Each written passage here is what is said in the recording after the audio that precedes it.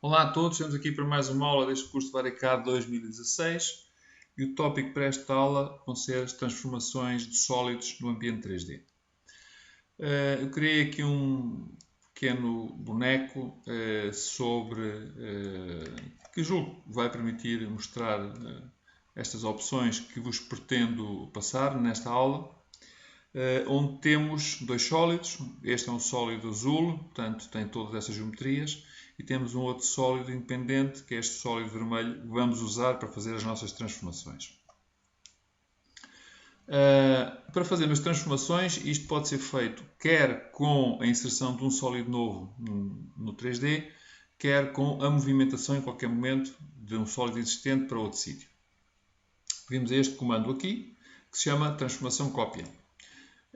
Selecionamos o nosso sólido, confirmamos, e a partir deste momento aparece-nos aqui esta barra de ferramentas que se chama localização 3D, que é muito importante perceber porque é, no fundo, a base do modo como nos podemos movimentar neste ambiente 3D.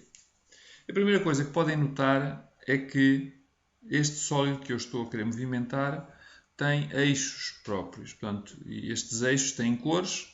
Estas cores, se virem aqui neste bonequinho aqui ao lado, portanto, estão a indicar qual é a cor de cada um dos eixos. Portanto, é importante perceberem o que é que isto está em jogo. E estes eixos, este ponto de origem que corresponde ao encontro dos três eixos, é o ponto pelo qual estamos a trabalhar e vamos executar essas transformações. Portanto, estas transformações podem ser feitas, na sua grande maioria, portanto, diretamente aqui nestes eixos ou vindo aqui à barra de localização, que tem, obviamente, todas as funções.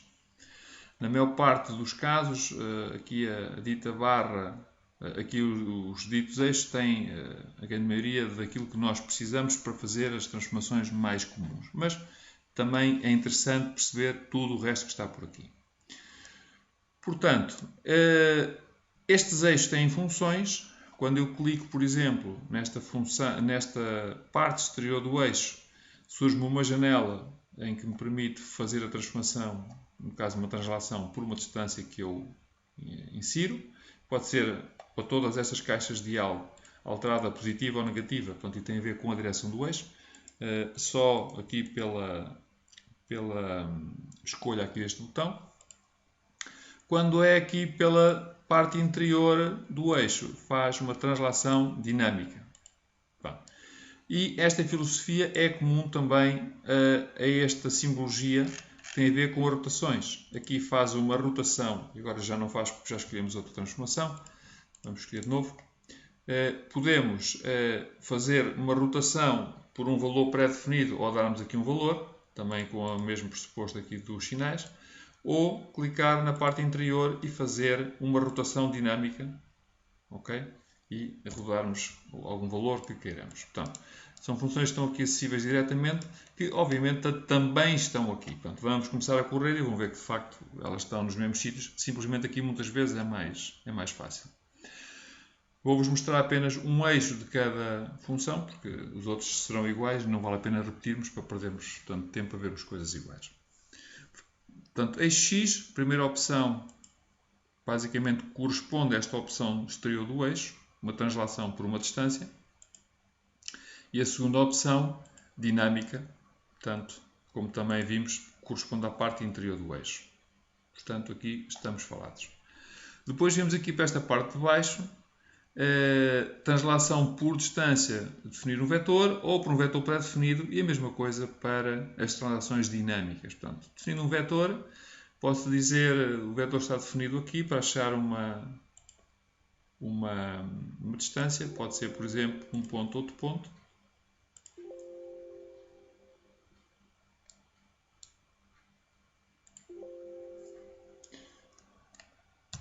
Vamos fazer outra vez, está a dar ali um erro. Definir o vetor por dois pontos. Pode ser, por exemplo, aqui. E definir o vetor, posso alterar a distância, como é óbvio, ou posso usar uma distância usada anteriormente, portanto, o que seja. Mais uma vez, mais ou menos, e estamos aqui assim com uma caixa muito idêntica àquilo que tínhamos anteriormente. Portanto, definir um vetor ou usar um vetor já pré-definido, portanto, é a mesma coisa, já tínhamos este vetor pré-definido, também vai buscar este valor anteriormente. Portanto, dinamicamente, seria a mesma opção. Depois temos, passando às rotações, esta corresponde à seta maior, por um ângulo, e a segunda função, dinâmica, portanto, tem que dar um ponto, ele faz dinâmico. Ok? A outra função atrás tem a ver com uma rotação adicional, que tem mais interesse, e iremos ver isso depois nos parâmetros, nos constrangimentos. Portanto, aqui basicamente se dermos um valor, e podemos dar aqui um valor, definindo aqui alguma coisa, podemos dar um valor qualquer adicional e ele simplesmente vai executar uma rotação, portanto, igual à outra função. Quando falarmos na outra parte, depois poderemos tentar ver aqui alguma aplicação desta função em particular. Nesta parte de baixo, seguindo a mesma lógica, temos as rotações definindo um eixo ou um eixo já pré-definido, portanto, para as rotações normais ou para as dinâmicas. Vendo aqui um exemplo apenas, posso definir aqui um eixo, mais uma vez por 2 pontos. Posso definir, por exemplo, como sendo o eixo de rotação, sendo aqui algures este, 45, e podem ver que, basicamente, o cubo rodou sobre este eixo que eu acabei de definir. Portanto, também bastante simples de usar e acho que abre bastantes possibilidades. Agora, passando aqui para esta parte de baixo, e esta parte de baixo permite-nos agora definir eixos. Portanto, eu posso dizer, este eixo X está a apontar nesta direção, mas eu posso definir um novo eixo. Eu vou usando sempre o mesmo exemplo, mas serve para exemplificar. Posso dizer, não, agora o eixo X passa a apontar nesta direção. Portanto, eu basicamente defini a direção do eixo, okay? Onde quer que este sólido estivesse. Posso definir qualquer um dos eixos ou posso também usar um vetor pré-definido. Neste caso já estava pré-definido anteriormente, mas podia usar outro. Tenho também a possibilidade de transformar os eixos do sólido que estou a inserir e orientá-los de acordo com outros sólidos ou com outras partes do sólido. Ou ainda com os eixos do sistema de coordenadas original. Aqui não tenho diferença, portanto, porque está tudo com os mesmos eixos, mas, por exemplo, se eu vier aqui ao sólido, reparem aqui no cantinho onde eu estou, aparecem os eixos, tem exatamente a mesma orientação, portanto, obviamente o cubo não vai ser alterado. E a mesma coisa acontece por uma parte do sólido, aqui poderia ser para estes elementos, estão todos com a mesma orientação de eixo, também não vai alterar nada em relação ao que estava. E aqui a mesma situação para o sistema de eixo original, também está cá igual, portanto não vai acontecer nada. Agora passamos aqui sim para a orientação dos eixos segundo as normais e segundo a possibilidade de olhar para planos. Portanto, e olhando ainda a referência do eixo X, posso fazer qualquer coisa, como está aqui a aparecer nesta dica que aparece. Portanto, orientar o eixo X pela normal e localizado numa superfície. Vamos ver o que é que isto faz. Vejam, o X está eu vou sair de cima do sólido, portanto está a apontar para o lado direito. A partir do momento em que eu ando com o rato por cima dos planos de outro sólido, portanto o eixo X do meu sólido que estou a inserir vai ficar a apontar para o mesmo sentido da normal do plano que eu estou a selecionar. E vai ser inserido no ponto que eu selecionar, algures. Pode ser um ponto que eu conheça ou não. Esta mesma opção a seguir faz a mesma coisa, só que nesta opção aqui inverte a normal. Portanto, estão a ver que o sólido o X está na mesma orientação, mas agora aponta para dentro. Ok? Depois temos aqui mais estas funções a seguir, portanto, o eixo X a favor da normal, que basicamente posiciona o sólido exatamente com o mesmo conceito, com a mesma filosofia, olhando ao plano que eu estou a selecionar, mas neste caso não mexe o ponto de inserção, portanto, roda simplesmente pelo ponto de inserção onde ele está. Portanto, esta a favor da normal e a outra contra a normal. Ok? Portanto, aqui é tudo igual para baixo e tem ainda mais duas opções, uma para fazer orientação de um plano com um plano e outra para fazer de uma normal para a normal. Vamos começar plano com plano. Portanto, o plano no objeto que eu estou a trabalhar é este. E posso dizer, portanto, apareceu aqui uma pequena seta a apontar para este lado. E posso dizer que quero orientá-lo, se olhar este plano aqui, reparem que ficou plano perpendicular com plano perpendicular. Eu vou fazer outra vez, portanto, para que fiquem com isto bem visto.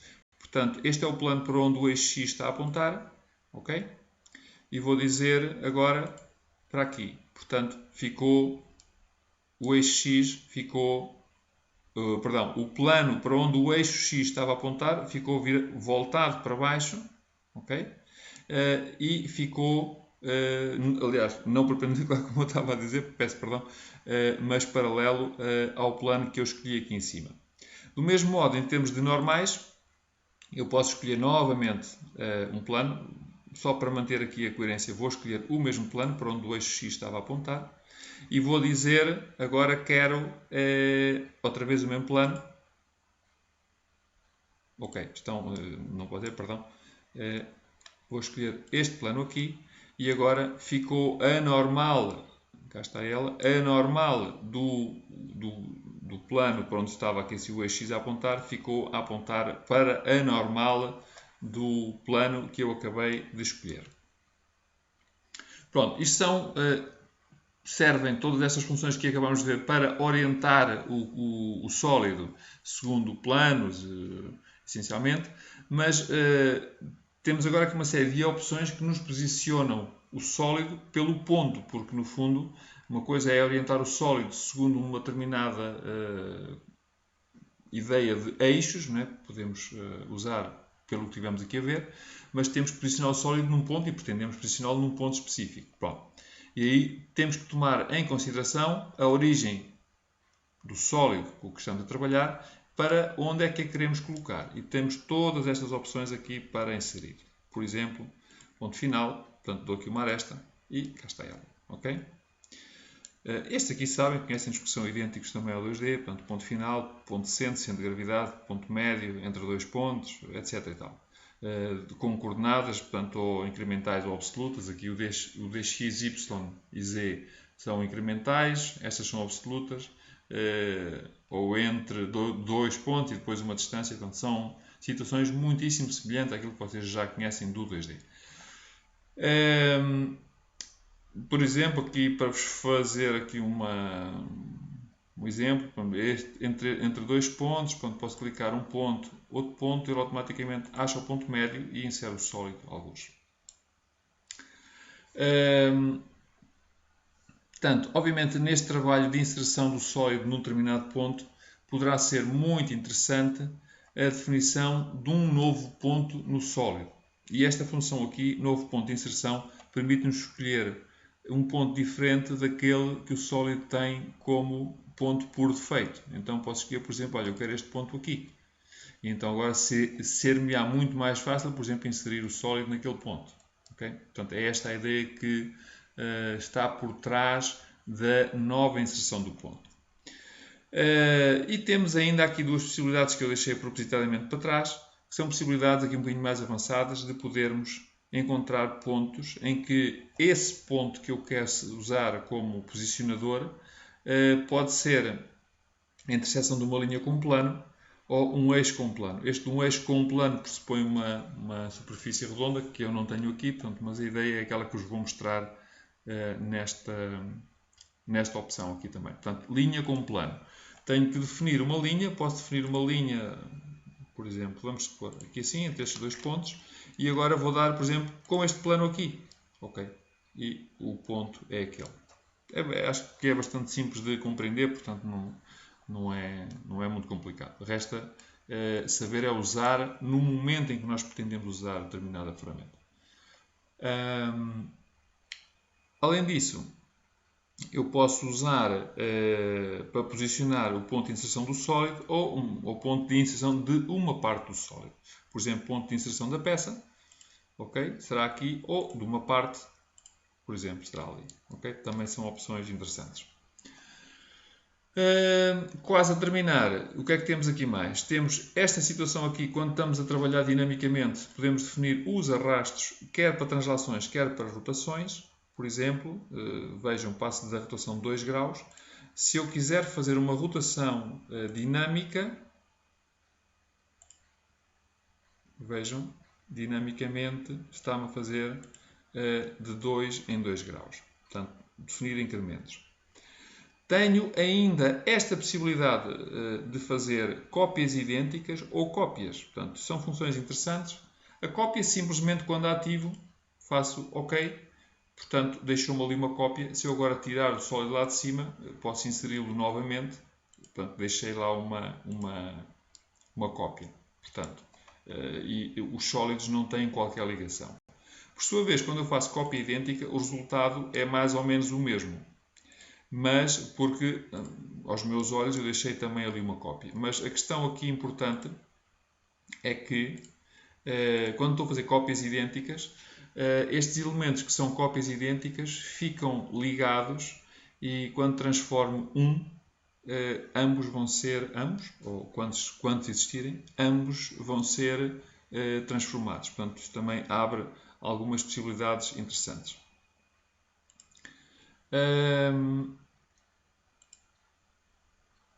Esta função aqui assim, portanto aqui em baixo, faz um desfazer dentro da inserção. Agora que não quero entrar, vamos fazer aqui assim. Fazer aqui outro posicionamento. Portanto, faz um desfazer, este faz as confirmações. Portanto, são também opções que vocês já conhecem. Por fim, tenho aqui duas opções. Esta eu vou deixar para quando virmos de facto os constrangimentos e os parâmetros, porque entra com alguns conceitos um bocadinho mais complexos e que neste momento não são oportunos. Mas gostava de vos falar desta função aqui das operações booleanas adicionais. Basicamente, portanto, as operações booleanas vocês já as viram numa aula anterior, mas quando estou a fazer a inserção de um sólido algures, se eu tivesse como objetivo fazer a adição deste sólido vermelho ao sólido azul, posteriormente, claro, nada mais simples, viria à operação booleana correspondente, depois de ter terminado a inserção, e faria a adição, pronto, e não haveria problema nenhum. Mas, para poupar trabalho, estas operações booleanas estão disponíveis logo diretamente na localização. Portanto, as operações são as que conhecem, não têm grande história, mas eu neste momento posso fazer inserir e adicionar e escolho este sólido.